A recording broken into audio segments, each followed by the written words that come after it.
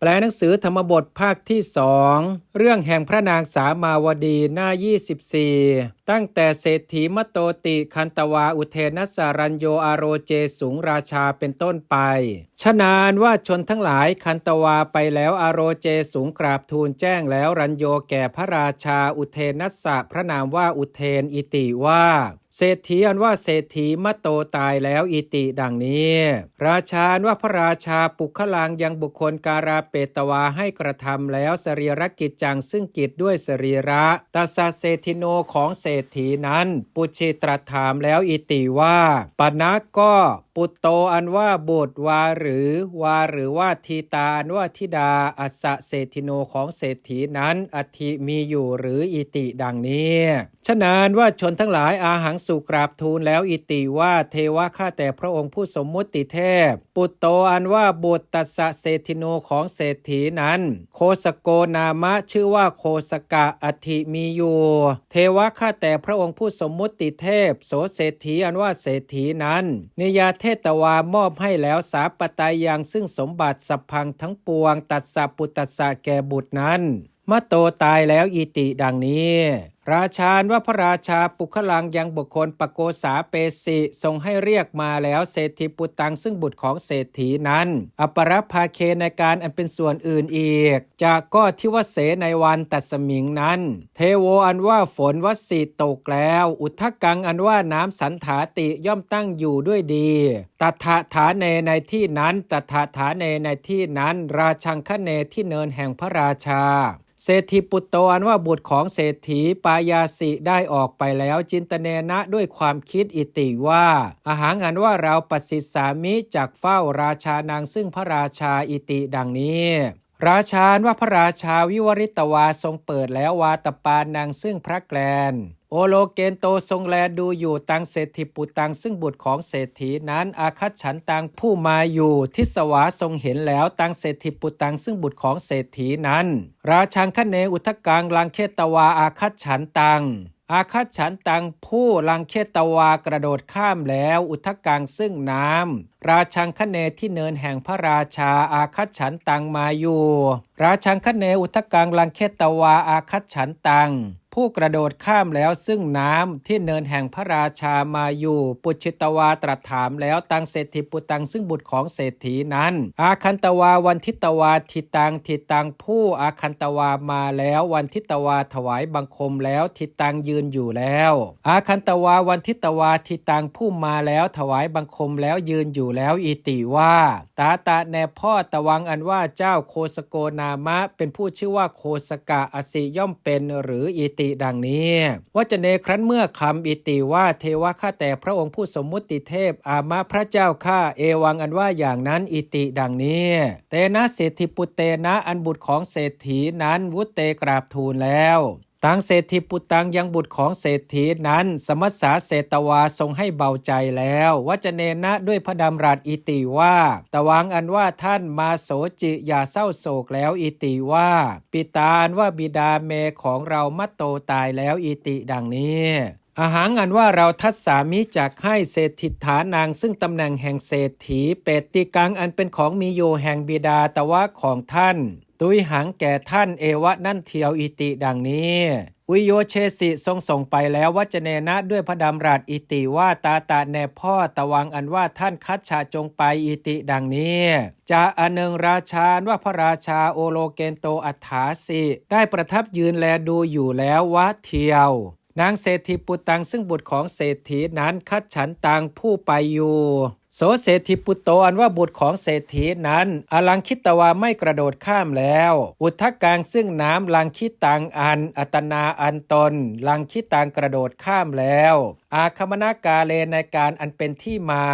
อาคมนากาเลอัตนาลังคิตังอุทธกังซึ่งน้ำอันตนกระโดดข้ามแล้วในการอันเป็นที่มา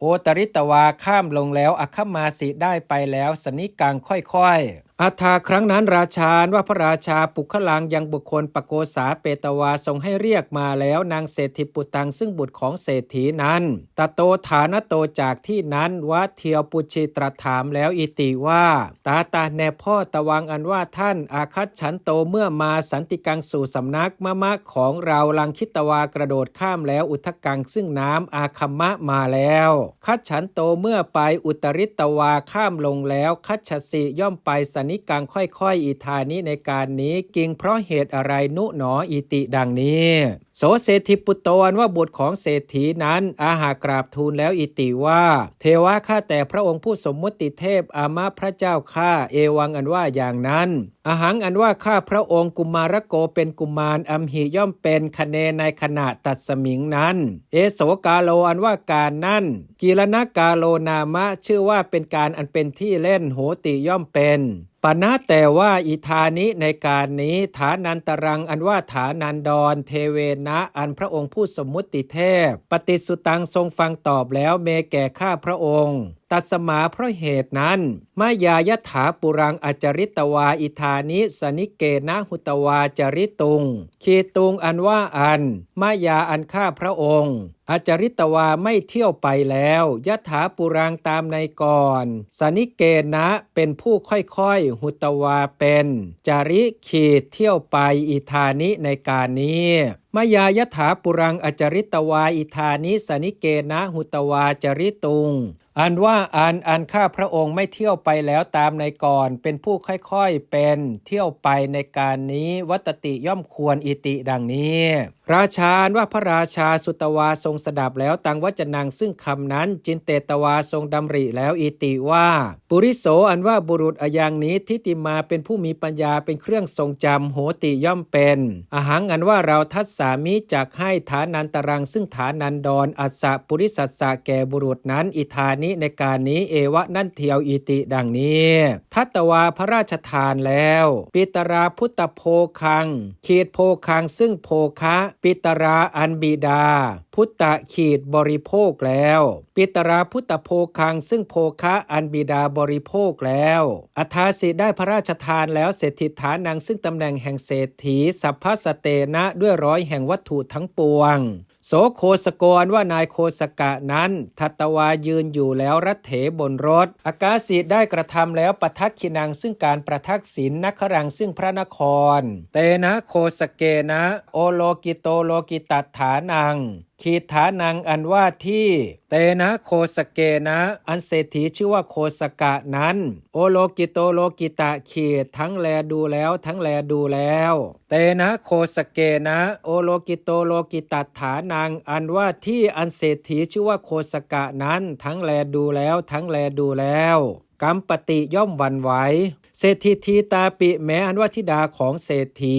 มันตยมานานิสินนานั่งปรึกษาอยู่แล้วสัตทิงกับกาลีทาสิยาด้วยนางทาสีชื่อว่ากาลีอาหากล่าวแล้วอิติว่าอัมมะแน่แม่กาลิผู้ชื่อว่ากาลีสัมปติอันว่าสมบัติเอตกาอันมีประมาณเท่านี้นิพพันนาสำเร็จแล้วปุตตสาแก่บุตรเตของท่านนิสายะเพราะอาศัยมังซึ่งดิฉันอิติดังนี้สากาลีอันว่านางกาลีนั้นปุชิถามแล้วอิติว่าอัมมาดูก่อนแม่สัมปติอันว่าสมบัติเอตกาอันมีประมาณเท่านี้นิพพันนาสำเร็จแล้วนิสายะเพราะอาศัยตังซึ่งท่านกิงการณาเพราะเหตุไรอิติดังนี้สาเศรษฐีทีตาลว่าธิดาของเศรษฐีนั้นอาหากล่าวแล้วอิติว่าหิเพราะว่าอายังโคสโกอันว่าโคสกะนี้พันทิตวาผูกแล้วมรณปันนังซึ่งหนังสืออันเป็นเหตุตายอัตโนแห่งตนทุสันเตที่ชายแห่งผ้าอาคโตมาแล้วขรังสู่เรือนอำหากังของเราทั้งหลายอัฏฐภาเวครั้นเมื่อความเป็นอัฏฐะอย่างนั้นสันเตมีอยู่อารักโขอันว่าการอารักขามยาอันดิฉันผาเลตวาฉีกแล้วปันนังซึ่งหนังสือต่างนั้นอัสสะโคสกัสสะของนายโคสกะนั้นลิขิตวาเขียนแล้วปันนังซึ่งหนังสืออันอย่างอื่นมังคละกรณัตถายะเพื่อประโยชน์แก่การกระทำซึ่งมงคลสัตถิงกับมยาด้วยดิฉันกะโตกระทำแล้วตถาฐาเนใน ที่นั้นกาลังสิ้นการเอตกังอันมีประมาณเท่านี้อิติดังนี้สากาเรียนว่านางกาลีนั้นอาหากล่าวแล้วอิติว่าอมาตดูก่อนแม่ตวังอันว่าท่านปัสสสิย่อมเห็นการนังซึ่งเหตุเอตกังอันมีประมาณเท่านี้ปนะแต่ว่าเศรษฐีอันว่าเศรษฐีอิมังโคสกังมาเรตุกาโมเป็นผู้ใคร่เพื่อยังโคสกะนี้ให้ตายหุตวาเป็นปัฏฐายะจำเดิมทหารกาลโตแต่การแห่งโคสกะเป็นเด็กนะอสักขิไม่ได้อาจแล้วมาเรตุงเพื่ออันให้ตายท่านางอันว่าทรัพย์พหุงมากขี่ยิสิ้นไปแล้วนิสายะเพราะอาศัยอิมังโคสกังซึ่งโคสกะนี้เกวลังอย่างเดียวอิติดังนี้สาเศรษฐีทีตาลว่าธิดาของเศรษฐีนั้นอาหากล่าวแล้วอิติว่าอัมมะแน่แม่กำมังอันว่ากรรมอติภาริยังอันหนักยิ่งวัตตะหนอเศรษฐินาอันเศรษฐีกตังกระทำแล้วอิติดังนี้สาเศรษฐีทีตาลว่าธิดาของเศรษฐีนั้นทิสวาเห็นแล้วนางโคสกังซึ่งนายโคสกะนั้นนักขรังปทักขินังกัตวาเคหังปวิสันตังปวิสันตังผู้กัตวากระทำแล้วปทักขินังซึ่งการประทักษิณนักขรังซึ่งพระนครปวิสันตังเข้าไปอยู่เคหังสู่เรือนนักขรังปทักขินังกัตวาเคหังปวิสันตังผู้กระทำแล้วซึ่งการประทักษิณซึ่งพระนครเข้าไปอยู่สู่เรือนอากาสิได้กระทำแล้วหัสสิตังซึ่งการหัวเราะจินตเนนะด้วยความคิดอิติว่าสัมปติอันว่าสมบัติเอตกาอันมีประมาณเท่านี้อย่างนี้นิพพันนาสำเร็จแล้วนิสายะเพราะอาศัยมังซึ่งเราอิติดังนี้อัฏฐาครั้งนั้นเศรษฐีปุตโตอันว่าบุตรของเศรษฐีทิสวาเห็นแล้วนางอาการังซึ่งอาการนั้นปุชิถามแล้วอิติว่าตวังอันว่าเธอหัสสีหัวเราะแล้วกิงการณาเพราะเหตุไรอิติดังนี้สาเศรษฐีทีตาลว่าธิดาของเศรษฐีนั้นอาหากล่าวแล้วอิติว่าอาหังอันว่าดิฉันหัดสิงหัวเราะแล้วนิสายะเพราะอาศัยการนังซึ่งเหตุเอกังอย่างหนึ่งอิติดังนี้โสเศรษฐีอันว่าเศรษฐีนั้นอาหากล่าวแล้วอิติว่าตวังอันว่าเธอกเทสีจงบอกนางการนังซึ่งเหตุนั้นอิติดังนี้สาเศรษฐีทีตาลว่าธิดาของเศรษฐีนั้นนักเทสิไม่บอกแล้วโสเศรษฐีอันว่าเศรษฐีนั้นตัดเชตวาคุกคามแล้วอิติว่าสเจท่าว่าตวังอันว่าเธอนักเถสิไม่บอกแล้วไซอาหังอันว่าเราชินทิสามิจากตาตังซึ่งเธอทวิทาโดยส่วนสองอิติดังนี้นิกทิคร่าออกแล้วอสิงซึ่งดาบสาเศรษฐีทีตาลวัธิดาของเศรษฐีนั้นอาหากล่าวแล้วอิติว่าอาหังอันว่าดิฉันจินเตตวาคิดแล้วอิติว่าสัมปติอันว่าสมบัติเอตกาอันมีประมาณเท่านี้อย่างนี้ตยาอันท่านลัทธาได้แล้วนิสายะเพราะอาศัยมังซึ่งดิฉันอิติดังนี้หัสสิงหัวเราะแล้วอิติดังนี้เศรษฐีอันว่าเศรษฐีอาหากกล่าวแล้วอิติว่ายะทิภิว่าสันตกังอันว่าวัตถุอันมีอยู่อัตโนของตนปิตราอันบิดามะมะของเราเนยาทิตังมอบให้แล้วไมหังแก่เราไซตวังอันว่าเธอกิงเป็นอะไรเอธาทะเนในทรัพย์นี้อโหสิได้เป็นแล้วอิติดังนี้เกียระได้ยินว่าโสเศรษฐีอันว่าเศรษฐีนั้นนาชานาติย่อมไม่รู้กินจิวัตถุงซึ่งเรื่องอะไรกาลังสิ้นการเอตกังอันมีประมาณเท่านี้เตนะการเนนะเพราะเหตุนั้นโสเศรษฐีอันว่าเศรษฐีนั้นนาสัตถหิไม่เชื่อแล้วว่าจะนางซึ่งคำอัสสาเศรษฐีทีตุของธิดาของเศรษฐีนั้นอัฏฐาครั้งนั้นสาเศรษฐีทีตาลว่าธิดาของเศรษฐีนั้นกเทสิบอกแล้วสัพพังวัตถุงซึ่งเรื่องทั้งปวงอัสสะเศรษฐิโนแก่เศรษฐีนั้นอิติว่าปิตาอันว่าบิดาตุมหากังของท่านทั้งหลายทัตตวาให้แล้วมรณปันนังซึ่งหนังสืออันเป็นเหตุตายเปเสสิส่งไปแล้วตุมเหอันว่าท่านทั้งหลายมาอีทางจะกัมมังกัตตวารักขิตาเป็นผู้มายาอันดิฉันกัตตวากระทำแล้วกัมมังซึ่งกรรมอีทางจะนี้ด้วยอีทางจะนี้ด้วยรักขิตารักษาแล้วมายาอีทางจะกัมมังกัตตวารักขิตาเป็นผู้อันดิฉันกระทำแล้วซึ่งกรรมนี้ด้วยรักษาแล้วอัฏฐย่อมเป็นอิติดังนี้โสเศรษฐีอันว่าเศรษฐีนั้นวัตวากล่าวแล้วอิติว่าตวังอันว่าเธอกเทสีกล่าวแล้วว่าจะนางซึ่งคำอภูตังอันไม่มีแล้วอิติดังนี้อสัตถหันโตไม่เชื่ออยู่จินเตตวาคิดแล้วอิติว่า อหังอันว่าเราปุจิสามิจักถามมาตรังซึ่งมารดากาลิงผู้ชื่อว่ากาลีอิติดังนี้อาหากล่าวแล้วอิติว่าอัมมะข้าแต่แม่กิระได้ยินว่าเอวังอันว่าอย่างนั้นหรืออิติดังนี้สากาลีอันว่านางกาลีนั้นอาหากล่าวแล้วอิติว่าตาตาแน่พ่ออัมมะ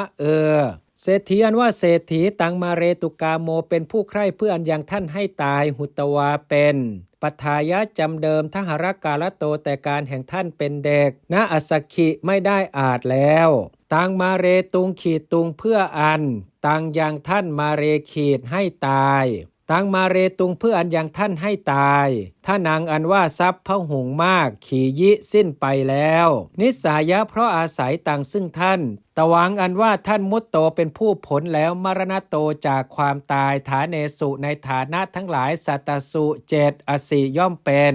อิธานิในการนี้ตวังอันว่าท่านอาคัมมะมาแล้วโภคะคามโตจากบ้านสวยปัตโตถึงแล้วเศรษฐิฐานังซึ่งตำแหน่งแห่งเศรษฐีสัตทิงกับสัพพสเตนะด้วยร้อยแห่งวัตถุทั้งปวงอสีย่อมเป็นอิติดังนี้โสเศรษฐีอันว่าเศรษฐีนั้นสุตวาฟังแล้วตังวัจนังซึ่งคำนั้นจินเตตวาคิดแล้วอิติว่ากรรมังอันว่ากรรมเมของเราภาริยังเป็นกรรมหนักวัตตะหนอโหติย่อมเป็นปนะก็ชีวิตตังอันว่าอันเป็นอยู่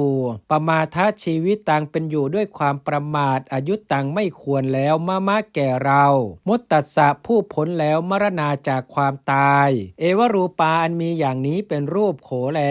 อาหังอันว่าเราอัปปมัตโตเป็นผู้ไม่ประมาทแล้วภวิสามิจักเป็นอิติดังนี้วิสัชเชตวาสละแล้วสหัสสังซึ่งพันแห่งทรัพย์ปัทเปสิเริ่มตั้งแล้วทานังซึ่งทานชนานางแก่ชนทั้งหลายอธิกะกัปปนาทีนางมีชนผู้ไปสู่ทางไกลและชนผู้กำพร้าเป็นต้นเทวสิกังทุกวันกุตุมพิโกนว่ากุดุมพีมิโตนามะชื่อว่ามิตะทานัพพยาวโตเป็นผู้ขวนขวายแล้วในทานอสเศรษฐิโนของเศรษฐีนั้นอโหสิได้เป็นแล้วอุปติอันว่าความเกิดขึ้นโคสกะเศรษฐิโนแห่งเศรษฐีชื่อว่าโคสกะอีทางนี้อุปติอันว่าความเกิดขึ้นโคสกะเศรษฐิโนแห่งเศรษฐีชื่อว่าโคสกะอีทางนี้นิทธิตังจบแล้ว